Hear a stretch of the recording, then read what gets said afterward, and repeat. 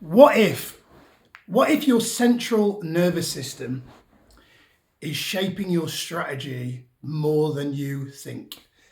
And what if you put all the personal development aside? What if you put all the things that you think you need to learn and do aside and instead focused on regulating your central nervous system? This video, a bit of a tribute to Dr. Joe Dispenza. If you're not familiar with Dr. Joe Dispenza, his work, he's a scientist. He's wrote great books like Becoming Supernatural. He's wrote books such as Breaking the Habit of Being Yourself. And I have recently went on one of his progressive online retreats. And one of the things that has become evidently clear for me is one of my biggest issues has been, and is still something that I work on now every day, is my nervous system. Let me explain. If you're the kind of person who takes consistent action every day, never procrastinates, never self-sabotages, never kind of second guesses yourself and your decisions, then this video might not actually be for you. But if you're the kind of person who you second guess yourself, you procrastinate, you take a few actions, you take some big bold moves and then you pull back, then this video is definitely for you. Because from what I've learned from Joe Dispenza is that is often a sign of a person who has an irregulated central nervous system. Said another way, one of the things that Joe Dispenza teaches is this thing called heart and brain coherence. What that means is your heart and your brain are like two business owners. And imagine that you had a business that was co-owned by two different people. Both got equal share in the business, right? And one of them thinks that their business should do strategy A, and the other one thinks they should do strategy B, right? The challenge with that business is both owners are in disagreement of what's right for their business. So incoherence, what that effectively means is these two internal business owners inside of you are clashing about the next right move.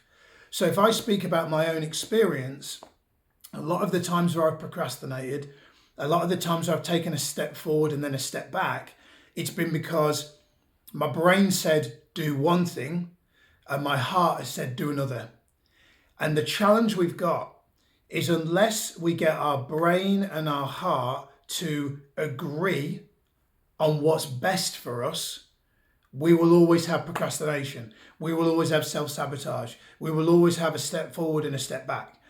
And for most of my adult life, I've taken steps forwards and steps back. And I've saw other people who haven't done that and then have compared myself to them.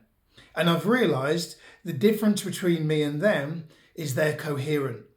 And what incoherence often means, or where it often stems from, is a childhood where the child's nervous system was almost connected, too much so, to one or more parent.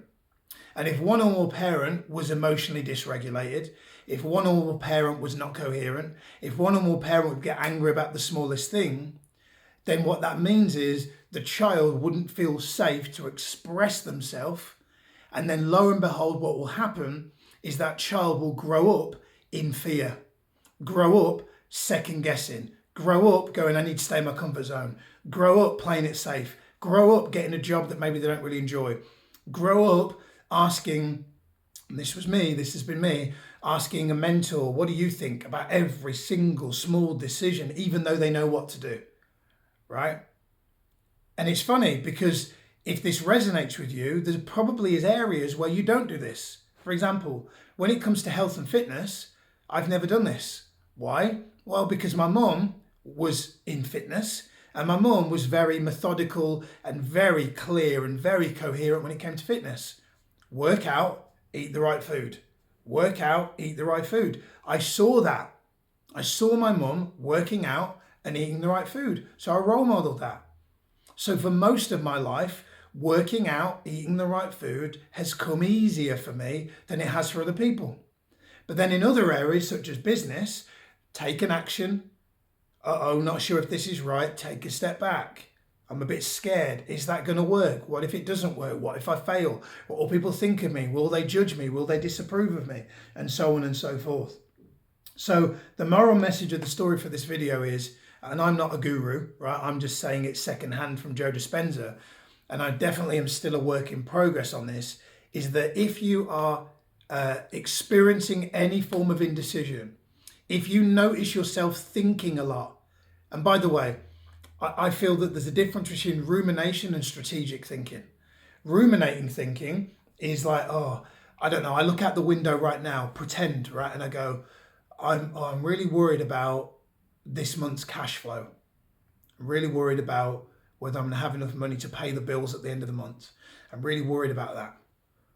And then worry turns into a feeling in my body of anxiety, of fear, of stress, and oh my God, what if? That's ruminating thinking, right? Here's where it's helpful.